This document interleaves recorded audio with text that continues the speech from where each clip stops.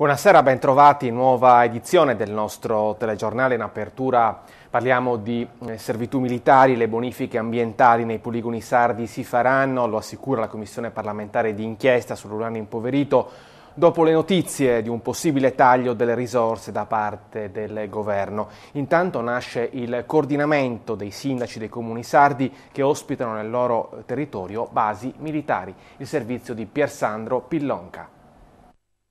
13 sindaci pronti a difendere i loro territori e a sostenere le indicazioni emerse dalla relazione della Commissione parlamentare d'inchiesta sull'uranio impoverito, chiusura graduale dei poligoni di Teulada e Capofrasca, ridimensionamento e ristrutturazione del poligono di Quirra.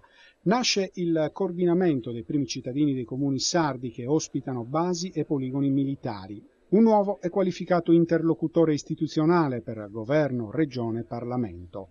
A Cagliari il battesimo ufficiale dopo l'incontro dei sindaci con i rappresentanti della commissione d'inchiesta. Noi abbiamo bisogno assolutamente di individuare naturalmente un calendario preciso dei lavori, abbiamo bisogno di parlare ma in maniera realistica di quelle che devono essere le bonifiche da fare, abbiamo bisogno soprattutto di disegnare insieme come amministrazione e con tutti i vari operatori locali quello che è il piano di riqualificazione del poligono di Quirra e contemporaneamente il piano di sviluppo di tutti i territori che risultano essere contigui per certi versi, ma direi totalmente collegati alla problematica più generale delle servitù militari.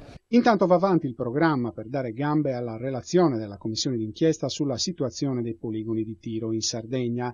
La richiesta al governo di 100 milioni di euro all'anno nel prossimo triennio per le bonifiche rimane in piedi, assicura il senatore del Partito Democratico Giampiero Scanu.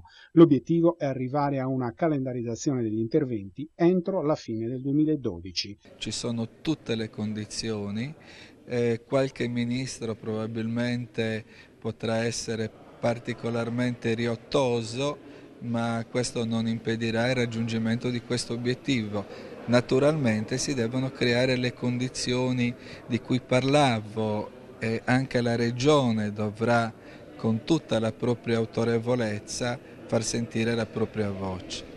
Nelle prossime settimane la Commissione sentirà in audizione i ministri competenti e il Presidente della Regione Ugo Capellacci.